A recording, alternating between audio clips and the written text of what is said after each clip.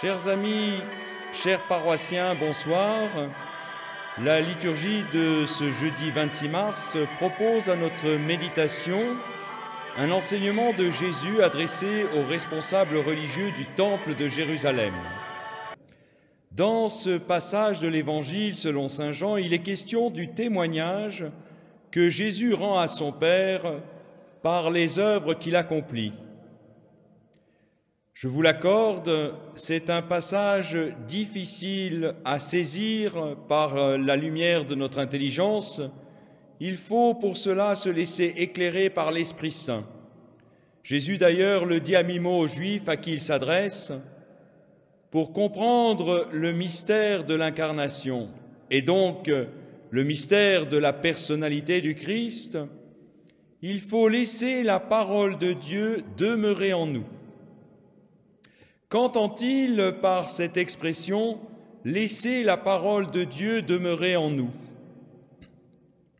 Tout d'abord, Jésus s'adresse à des scribes et des prêtres du Temple qui considèrent la Torah comme inspirée de Dieu. Il les pousse à accueillir cette parole de Dieu pas seulement comme un code de conduite, mais comme une révélation de sa venue. Si vous croyez Moïse, dit-il, vous me croirez aussi, car c'est à mon sujet qu'il a écrit. Mais voilà que ses interlocuteurs préfèrent s'en tenir à la lettre plutôt qu'à l'esprit. Les pères de l'Église avaient cette intime conviction que tous les écrits de l'Ancien Testament concernaient le Christ. Pour eux, le déluge ou encore la traversée de la mer Rouge est une préfiguration du baptême. Le sacrifice d'Isaac, celle du Christ. Le passage d'Ésaïe sur le serviteur souffrant, celle de la Passion. Les exemples ne tarissent pas dans ce sens.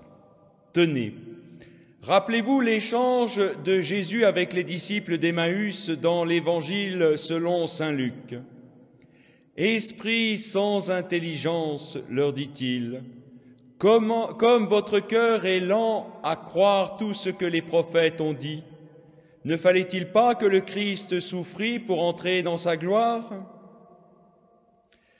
C'est pour cela que Jésus dit aux prêtres du Temple, « Les Écritures me rendent témoignage et vous ne voulez pas venir à moi pour avoir la vie. » Pour entrer dans le mystère du Christ, il faut scruter les Écritures et se laisser enseigner par l'Esprit Saint, qui est l'auteur unique de celle-ci. Et pour ne pas éviter une lecture trop subjective de la Bible, il faut savoir l'interpréter dans la fidélité à l'Église, qui a l'autorité du Christ, puisqu'elle est son épouse. Plus je me plonge dans les évangiles, plus j'approfondis le mystère du Christ et plus je l'aime.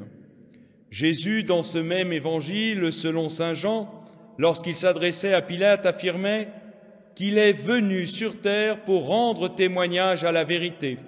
Et vous connaissez bien sûr la question que pose Pilate à Jésus, qu'est-ce que la vérité ? Nous ne connaissons pas le Père. Nos capacités sensibles, comme intellectuelles, ne peuvent saisir l'intimité du mystère de Dieu. Par notre intelligence, on peut saisir qu'il est l'unique créateur à travers ses œuvres, qu'il est le beau, le bon, mais c'est tout. Blaise Pascal, dans son mémorial qui relate sa conversion, se moque éperdument du grand horloger des philosophes. C'est le Dieu de Jésus-Christ qu'il veut connaître. C'est pour cela qu'il nous faut plonger dans les Écritures et plus particulièrement dans les Évangiles. Il est bon de lire et relire la Sainte Écriture. La réforme liturgique du dernier concile propose une panoplie de textes très nombreux.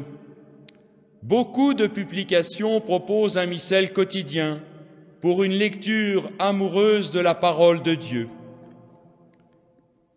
Souvent, nous nous contentons de survoler au mieux les lectures de la messe du dimanche.